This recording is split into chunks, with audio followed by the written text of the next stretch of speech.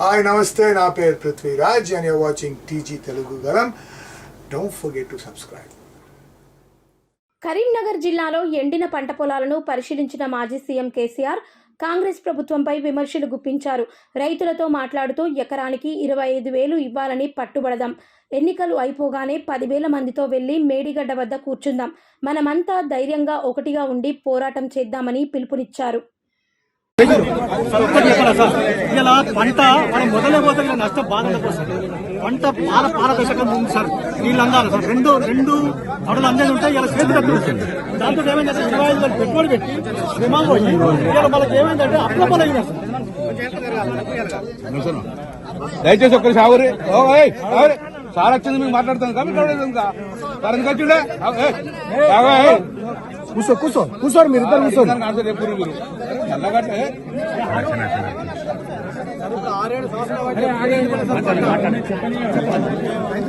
చెప్పే మన గవర్నమెంట్ ఈ 6-7 సంవత్సరాలు ఈ సంవత్సరం పంట నీళ్ళు మునుకున్నాడు కదా సార్. నీళ్ళు మునుకున్నాడు ఇప్పుడు ఉన్నాయి. ఇప్పుడు మన కలశం నీళ్ళు ఎత్తిపోతే మాకు నారాయణపూర్ నిండితే మాకు వచ్చేది సార్. నారాయణపూర్ ఒక కుట్ర ఈ ప్రభుత్వంలో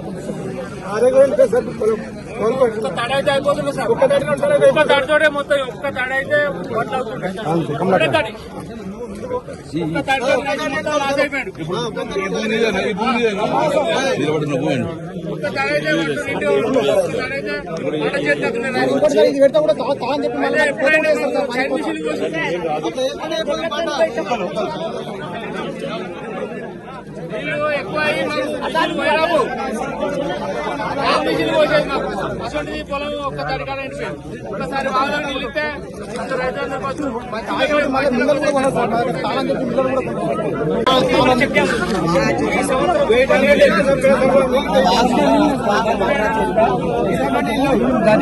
ఎస్ఆర్ఎస్పీ D18 అనేది ఇది ముఖ్యంగా జిల్లా బస్సులు ఇరుకుల్లో వెళ్ళబోతారు. గ్రామాలన్నీ ఊరికొక 100 ఎకరాల చొప్పున ఎండిపోయినాయి సార్. అదేవిధంగా మన కొత్తపల్లి చెడ్డం సార్. గోపాలపూర్ ఇరుకుల్ల ఇవన్నీ కూడా ఎండాకాలం కూడా మన ప్రభుత్వం 2 నెలల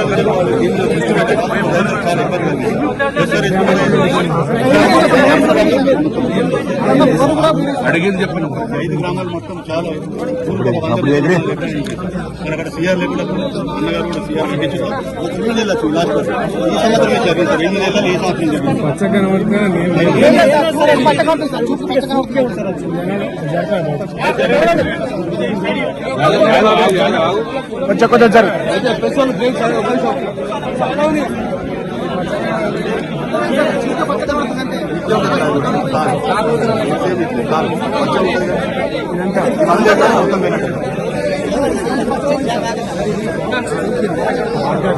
రెండుంటాయి సార్.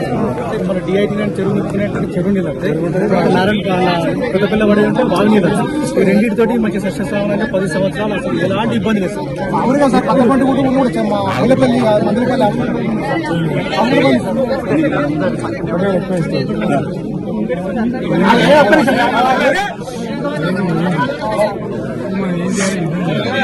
అంతే కదా. ఎకరానికి 25,000 కట్టేయాలని మనం కొట్టాలి. దానికోసం మీరు రెడీ ఉండండి.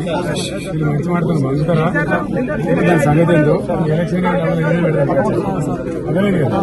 దానికోసం రెడీ ఉండాలి. ధైర్యం జరగద్దు. వచ్చే తేపకి ఏం చేద్దామంటే 10,000 మందిపై బిడ్డగడ్డ అక్కడ చెట్టు కట్టేసి మళ్ళీ నిలుపుకున్నాం. అర్థమైంది కదా. ఇతను కాదు 2 నెలలతో మనం చేద్దామి.